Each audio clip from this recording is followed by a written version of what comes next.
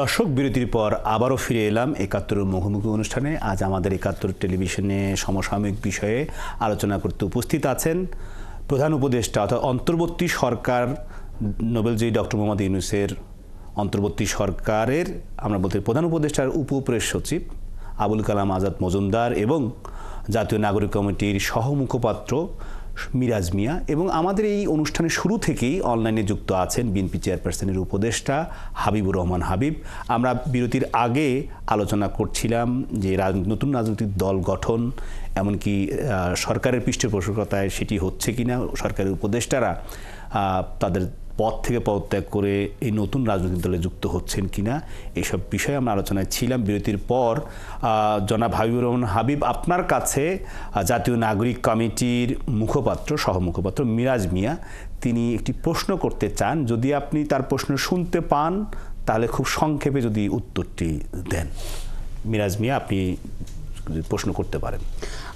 হাবিবের কাছে আমার যে প্রশ্নটি, আমরা আসলে কখনো বলি নাই যে আসলে এই জুলাইয়ের যে গণ অভ্যুত্থান এটি ৩৬ দিনের আন্দোলন, এটি শুধু ছাত্ররাই করেছে। আমরা বিশ্বাস করি যে সকল বিএনপি সহ অন্যান্য যে রাজনৈতিক দলগুলো আছে সকল রাজনৈতিক দলেরই পার্টিসিপেশন ছিল, কিন্তু এই গণ অভ্যুত্থানের যারা নেতৃত্বে ছিল ছাত্ররা, বিশেষ করে বৈষম্য বিরোধী ছাত্র আন্দোলন প্ল্যাটফর্ম।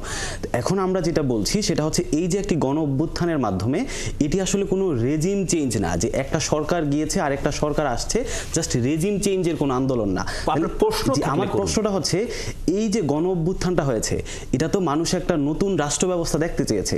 সেই রাষ্ট্র ব্যবস্থায় আমরা যেটা বলছি যে আমরা নতুন সংবিধান চাই, বা আমরা হচ্ছে যেটা বলছি যে আমরা যে একজন জীবনে দুইবারের বেশি প্রধানমন্ত্রী হতে পারবে না, বা আমরা বলছি যে আমরা একটা প্রোক্লেমেশন বা জুলাইয়ের একটা ঘোষণাপত্র, একটা দালিলিক প্রমাণ চাই। তার মানে মিরাজ মিয়া আপনি হাবিবুর রহমান হাবিবের কাছে যে প্রশ্নটি করছেন সেটি হচ্ছে যে আপনারা নতুন সংবিধান চান, আপনি একই রকমভাবে জুলাই আগস্ট আন্দোলনের একটি ঘোষণা চান, আবার এই আন্দোলনে আপনি বিএনপির পার্টিসিপেশন অবদানকে অস্বীকার করছেন না, কৃতজ্ঞতার সাথেই সেটা স্মরণ করছেন। জনাব হাবিবুর রহমান হাবিব, নতুন সংবিধান ৭২-এর সংবিধান যেটি ১৯৭১ সালের মহান মুক্তিযুদ্ধের মধ্য দিয়ে যেটি রচিত হয়েছিল সেটি কাটাছেঁড়া করে ১৭ বার সংস্করণ করা হয়েছে, যদিও সেটা ৭২ থেকে ৭৫-এর মধ্যেই ৪ বার না ৩ বার সংস্কার হয়েছে। তাহলে নতুন সংবিধান কেন দরকার?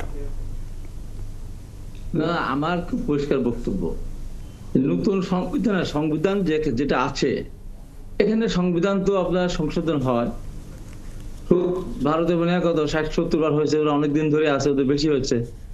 সংবিধান বিভিন্ন কারণে বিভিন্ন সংশোধন করে, কখনো সরকার দলের পক্ষে জন্য, যেমন ধর আপনার চতুর্থ সংশোধন যেটা, সেটা করছে একেবারে একদম শাসন ব্যবস্থা ফিরে দেওয়ার জন্য। এক এক সময় এক একবার সংবিধান সংশোধন করেছে, কেউ কেউ নিজের স্বার্থে, দলের স্বার্থে, কেউ কোন কোন সময় রাষ্ট্রের সাথে, জনগণের সাথে। যেমন ১৯৯১ সালে যখন বিএনপি ক্ষমতা আসে সেই সময় কিন্তু এরশাদ সাহেব যখন পদত্যাগ করে তখন ছিল রাষ্ট্রপতি শাসিত সরকার। বিএনপির গঠনতন্ত্র কিন্তু রাষ্ট্রপতি শাসিত সরকারই ছিল, কিন্তু সেই সময়ের চাওয়ার পরিপ্রেক্ষিতে বিরোধী দল সহ সবাই মনে করেছিল যে রাষ্ট্রপতি সরকারের এখন পরিবর্তন হওয়া দরকার, সংসদে গণতন্ত্র ফিরে আসা দরকার। তখন সংসদে গণতন্ত্র ফিরে আসার জন্য গণভোট করা হয়েছিল। এটা সবার চাহিদা মোতাবেক হয়েছে। এখন সংবিধান সংশোধন একদম নতুন করে সব বাদ দিয়ে সংবিধান যা আছে সেই সংবিধান যদি আমি টোটালি যদি পরিবর্তন করে দিই, একেবারে ফেলে দিই, তাহলে এইটা যে ৭১ সালে এই যে ৩০ লক্ষ মানুষের জীবনদানের মধ্য দিয়ে যে সংবিধানটা আমরা পেয়েছিলাম, রচনা করা হয়েছিল, তাহলে সেটাকে টোটালি অস্বীকার করা হয়। তার কারণ আন্দোলন তো এক ধাপে হয়নি। এখন ধর ৫২ সালে যারা আন্দোলন করেছিল, ৫২ সালে আন্দোলন সফল না হলে ৬২ সালে ছাত্র আন্দোলন করার সাহস পেত না তৎকালীন ছাত্র নেতারা। ৬২ সফল না হলে ৬৬ ছয় দফার পক্ষে ব্যাপকভাবে ছাত্রলীগ, সেটা বলবো এক ছাত্রলীগের কথাই বলবো, তারা করেছিল। সেটা যদি ব্যাপকভাবে প্রচার করতে না পারতো ৬৯ গণ অভ্যুত্থান সাধিত হতো না। ৬৯ গণ অভ্যুত্থান যদি না হতো, সৃষ্টি না হতো, ৭০ নির্বাচনে একক বা নিরঙ্কুশ আওয়ামী লীগ সংঘর্ষ পেত না।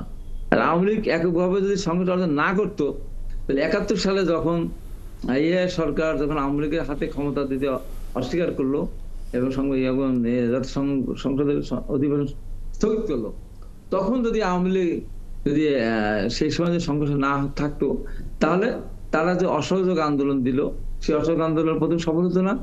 আর 25শে মার্চের পর যে হত্যাযজ্ঞ শুরু হয়েছিল, তার পরিপ্রেক্ষিতে একটা প্রবাসী সরকার গঠন করাও সম্ভব হতো না।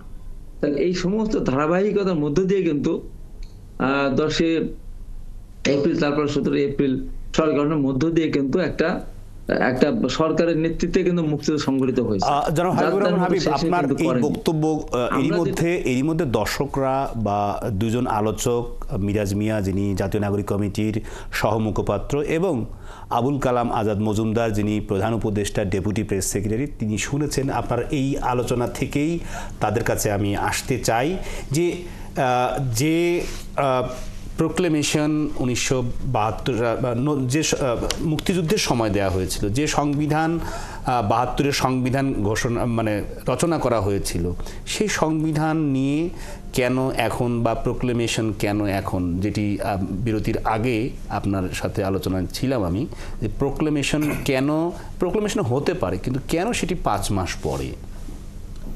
5 মাস পর আমাদের দেশের রাজনৈতিক দলগুলো হয়তো উপলব্ধি করেছে এবং তারা মনে করছে যে এই মুহূর্তে এখন সময় এসেছে, আমাদের যে আন্দোলন পরবর্তী সময়ে যে দেশের একটা অস্থিতিশীল পরিস্থিতি গিয়েছে, সেটা হয়তো এখন কিছুটা কেটেছে।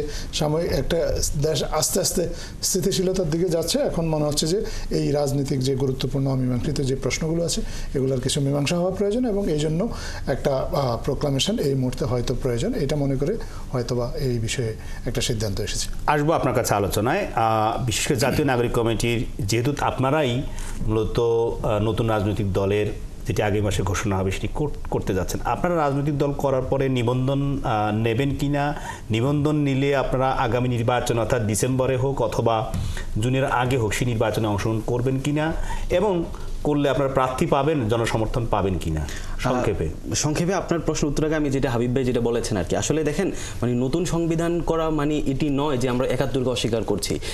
এই নতুন সংবিধান হচ্ছে এটা একটা ধারাবাহিকতা। 1947 সালের যে দেশভাগ, 71-এর মহান মুক্তিযুদ্ধ, 24-এর যে গণ অভ্যুত্থান, এটার যে ধারাবাহিকতা, এই ধারাবাহিকতার প্রেক্ষিতেই কিন্তু নতুন সংবিধান।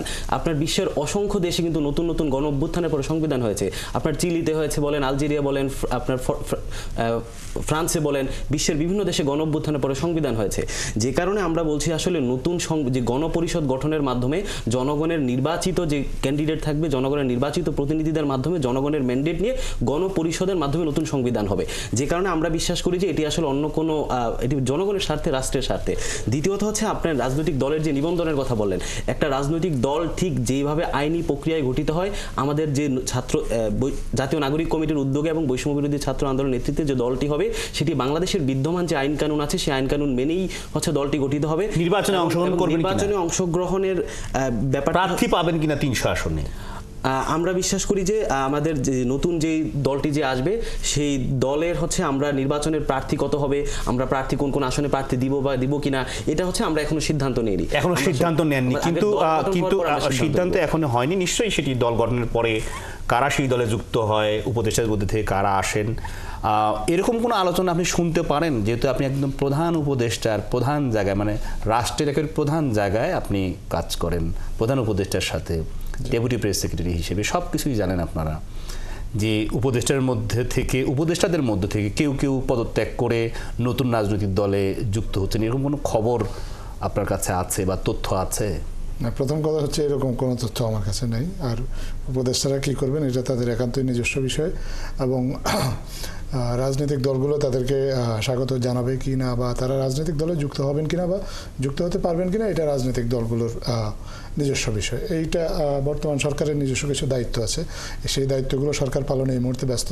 প্রথমত হচ্ছে সংস্কারের কাজগুলো আমরা অনেকটা গুছিয়ে এনেছি আস্তে আস্তে। প্রথম ধাপের সংস্কার তো শেষ হচ্ছে, এরপরে তো নির্বাচনের বিষয়, নির্বাচন শেষ হচ্ছে না, প্রথম ধাপের সংস্কার প্রস্তাবগুলো আলোচনার সামনে আসছে। আপনার যেটা শুরু, সেটাকে আপনি যদি শেষ ধরে নেন, তাহলে তার মানে আপনারা বলতে চাচ্ছেন যে প্রথম ধাপে সংস্কারের যে প্রস্তাবনাগুলো পেয়েছে কমিশনগুলো, সেগুলো রাষ্ট্রপ্রধানের কাছে, অর্থাৎ নোবেলজয়ী ডক্টর মোহাম্মদ ইউনূস প্রধান উপদেষ্টার কাছে জমা হওয়ার পর সেগুলোর উপর আবার আলোচনা হবে। না আবার আলোচনা না, আপনি একটা জায়গাতে একটু ভুল করছেন সম্ভবত। এখনো তো আলোচনাই হয়নি, তা আবার আলোচনা হয় যদি আগে আলোচনা একবার হয়। সংস্কার প্রস্তাবগুলো আপনার আসবে, কমিশন যে প্রস্তাবগুলো দেবে সেই প্রস্তাবগুলো রাজনৈতিক দলগুলোর সামনে উপস্থাপন করা হবে এবং এই উপস্থাপনের জন্য ইতিমধ্যে একটা ন্যাশনাল কনসেনসাস বিল্ডিং একটা কমিটি করা হয়েছে, যে কমিটির নেতৃত্বে থাকবেন স্বয়ং প্রধান উপদেষ্টা। ওনার কমিটি এই প্রস্তাবগুলো রাজনৈতিক দলগুলো এবং এই জুলাই গণ অভ্যুত্থানের অন্য আরও যারা স্টেক হোল্ডার আছেন সবার সামনে এটা উপস্থাপন করবেন। তারপর তারা মিলে সিদ্ধান্ত নেবেন এইখানে যে প্রস্তাবগুলো আসছে এই প্রস্তাবগুলোর মধ্যে কোনগুলো বাস্তবায়নযোগ্য, কোনগুলোর ব্যাপারে সবার একটা জাতীয় ঐক্যমত্য আছে এবং যদি বাস্তবায়নযোগ্য হয় সেটা কতদিনে বাস্তবায়নযোগ্য, কোনগুলো সরাসরি নির্বাচনের সাথে সম্পর্কিত, কোনগুলোর পরবর্তীতে হয়তো নির্বাচিত সরকারের জন্য রেখে দেওয়া যাবে ইত্যাদি অনেকগুলো অমীমাংসিত প্রশ্ন আছে। এই প্রশ্নগুলোর যখন একটা জবাব পাওয়া যাবে রাজনৈতিক দলগুলোর সাথে একটা ক্রমাগত সংলাপের মধ্যে দিয়ে বা ক্রমাগত একটা ডিবেটের মধ্যে দিয়ে তারপরে একটা সিদ্ধান্ত এসে তারপরে সরকার সেই সিদ্ধান্তটা বাস্তবায়নের দিকে এগোবে। নিশ্চয়ই সেই সিদ্ধান্তগুলো প্রধান উপদেষ্টা নিজেই হয়তো বা এই আলোচনা শেষে ঘোষণা করবেন এবং জাতির উদ্দেশ্যে জাতির পুরো জাতি সেটি জানতে পারবেন ওনার কাছ থেকে। দর্শক, আমরা আছি ৭১-এর মুখোমুখি অনুষ্ঠানে। আমাদের সাথে আলোচনায় যুক্ত আছেন প্রধান উপদেষ্টার deputy press secretary Abul Kalam Azad Majumdar এবং জাতীয় নাগরিক কমিটির মুখপাত্র মিরাজ মিয়া। আমাদের সাথে অনলাইনে যুক্ত ছিলেন বিএনপি চেয়ারপারসনের উপদেষ্টা হাবিবুর রহমান হাবিব। আমরা বিরতিতে যাচ্ছি, ফিরছি খানিকক্ষণ পর।